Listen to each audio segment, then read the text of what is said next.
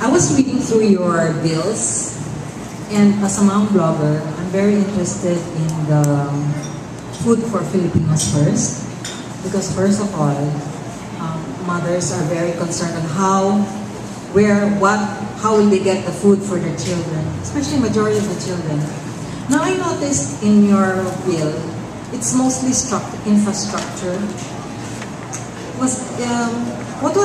My first question is, what inspired you to start this bill? And secondly, do you have a way to make sure the farmers can strengthen their livelihood? If there's a way that they can strengthen their livelihood, if it's already there in your bill, and how they can sustain this production for the long term, because food sovereignty is really a nice word, but how do we go about it? Specifically, just give me just one example. Sure. Perhaps what we need to initially discuss is what is food sovereignty. Yes. Everybody hears about food security, food self-sufficiency, and that has such a broad meaning. When a household has food in their pantry, when you have food in your refrigerators, when there is food in the corner sari-sari store available, when there is food in the grocery, supermarket, public market, bagsakan, a country or a place or a household is considered to be food secure. Especially if there is basically everything is normal, there is no calamity, there is no turmoil, there is no problems in the society. We tend to view food or the availability or the access to food as something that is quite innocuous. The consideration really for a mother and even a father as a part of the team that provides for the daily sustenance of a family is really how do I meet the nutritional and dietary requirements of my family while still maintaining the ability to sustain this within the income that I am generating. And so basically the decision makers at home, every household, basically look at one, the availability of food, and basically secondly is the price. Diba? The eating quality comes much later depending on the ability of the family to spend the extra money. So the consideration is as long as it's available, everything must be okay. Well, the issue on food sovereignty came about in the mid to late 1990s. It started in South America. It was a group of farmers who got together and with a group of NGOs and concerned citizens, not unlike yourself, who said, "Teka muna, we're beginning to notice that what we are eating on a daily basis is one, getting more expensive, and two, it's really not coming from the area that it used to come from before." A country like the Philippines, that was once considered to be an agricultural leader in Southeast Asia at least, is now the #1 rice importer in the world. In fact, if you look at, I think the date is April 13, 2008.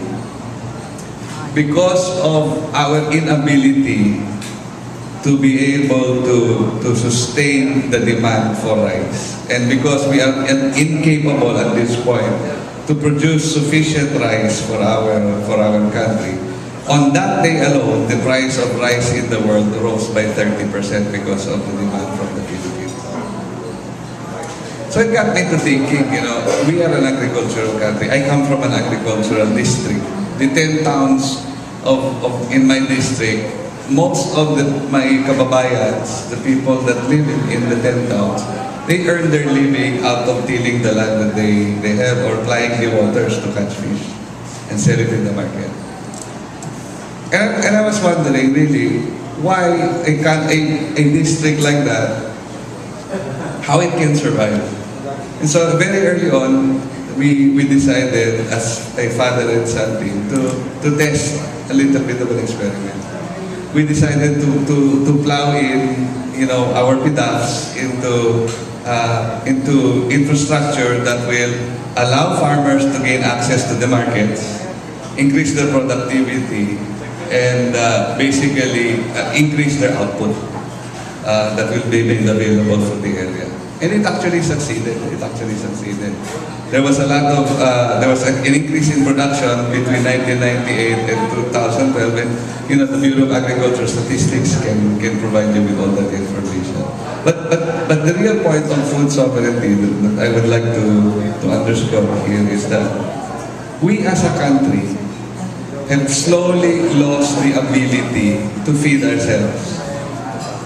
The majority of the product that comes from this country is not consumed by the people that actually grew it. I always talk in Tagalog when I talk to the farmers, and I said, bakit ba yung mga nagpapakain sa atin ay kadalasan mga makain? And the reason for that is because we do not have a national food requirement plan in place. We never have had. You always hear about agricultural modernization.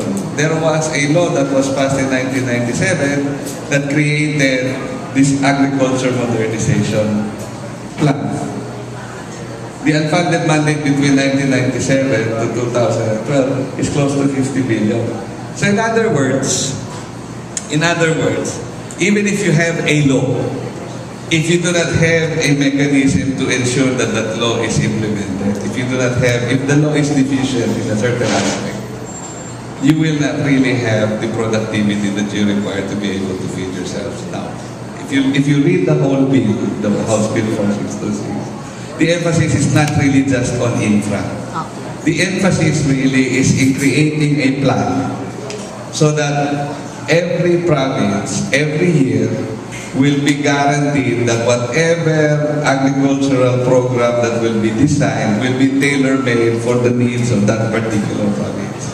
And if the call really is for irrigation, then the concentration of the funds will go to irrigation. If the call really is on road networks to the markets, that is the program that will be designed. If the call really is in like subsidies, seed subsidies, fertilizer subsidies, fuel subsidies, that is where the programs will be tailor-made to. If the call is really for lowering the production costs by providing free irrigation to the farmers directly so that they'll be more competitive with foreign imports, then that is the program that will be designed for that particular year, regardless of who sits as president, who sits as budget secretary, who is congressman, who is DA secretary, who is the secretary of the PWH. If you have a yearly submittal from the provinces of a provincial food requirement plan and to a national food requirement plan and the corresponding agriculture infrastructure support map, you are guaranteed an uptick in your agriculture output on a year-to-year basis. And that is basically the reason for my pushing for the issue or the concept of food sovereignty to be the cornerstone policy. It's because you need to localize production, you need to localize distribution, and you need to localize consumption to ensure that for this and the succeeding generations, we will have food that comes from within our borders. I haven't seen your ad, but that's one of your ads right now, right? Yeah, that has been the advocacy since the start of the 15th Congress. We've been really pushing for this bill out there.